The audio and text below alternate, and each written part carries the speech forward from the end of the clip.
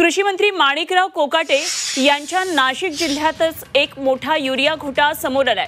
केंद्र शासनाचा अनुदानित शेतीसाठीचा नीम कोटेड युरियाचा औद्योगिकासाठी वापर होत असल्याचा समोर आलेला आहे आणि उद्योगांसाठी वापर होत असल्याचं समोर आले। तर गोदरेज ग्रोवेट या कंपनीतून तब्बल 90 मेट्रिक टन युरिया हा जप्त करण्यात आलाय। दिंडोरी तालुक्यातल्या आशेवाडी परिसरामध्ये कृषी विभागाने छापा टाकून या संदर्भातली कारवाई केली आहे। नाशिक जिल्ह्यातल्या दिंडोरीमध्ये हा मोठा युरिया घोटाळा कृषी मंत्र्यांच्या जिल्ह्यामध्येच दिसतोय। युरिया घोटाळा झालेला आहे। गोदरेज ग्रोवेट कंपनीतून 90 मेट्रिक टन युरिया जप्त करण्यात आलाय। कृषी मंत्र्यांच्या जिल्ह्यामध्येच अशा प्रकारे शेतकऱ्यांचा युरिया वापरला जातोय, तो उद्योगांमध्ये वापरला जातोय। कृषी मंत्री माणिकराव कोकाटे यांचा नाशिक जिल्हा आहे आणि एक मोठा युरिया घोटाळा नाशिक जिल्ह्यामध्ये समोर आलाय।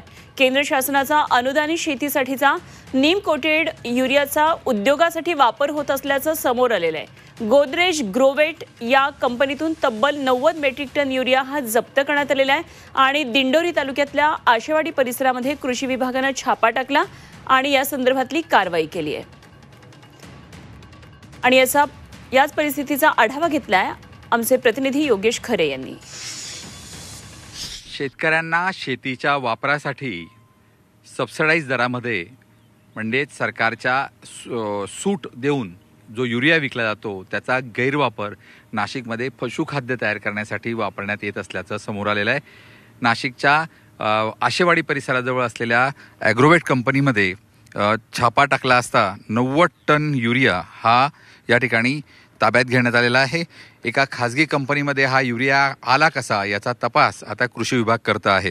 ॲग्रोवेट कंपनीच्या संचालकांवर, त्याचबरोबर ज्यांनी पुरवठा केला त्यांच्या या संचालकांवर आणि त्याचबरोबर पुरवठादार, वाहतूकदार यांच्यासह 9 जणांवर हे गुन्हे, वेगवेगळ्या लोकांवर गुन्हे दाखल झालेले आहेत। त्यामध्ये या कंपनीचे संचालक मंडळ, ज्यांनी पुरवठा केला त्यांच्या संचालक मंडळाला सुद्धा यामध्ये आरोपी करण्यात आलं आहे। त्यामुळे एकूणच केंद्र शासनाच्या या संपूर्ण स्कीमलाच हरताळ फासण्याचं काम या कंपन्या आपल्याला करताना दिसत आहेत।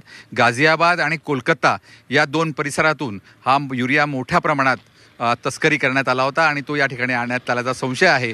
याचा पूर्ण तपास आता कृषी विभाग आणि पोलिसांच्या समन्वयाने केला जात आहे। एकूणच शासनाच्या विविध स्कीमचा गैरवापर कशा पद्धतीनं होतो हे यातून समोर आलं आहे। व्हिडिओ जर्नलिस्ट सोनू भिडेसह योगेश खरे, झी मीडिया।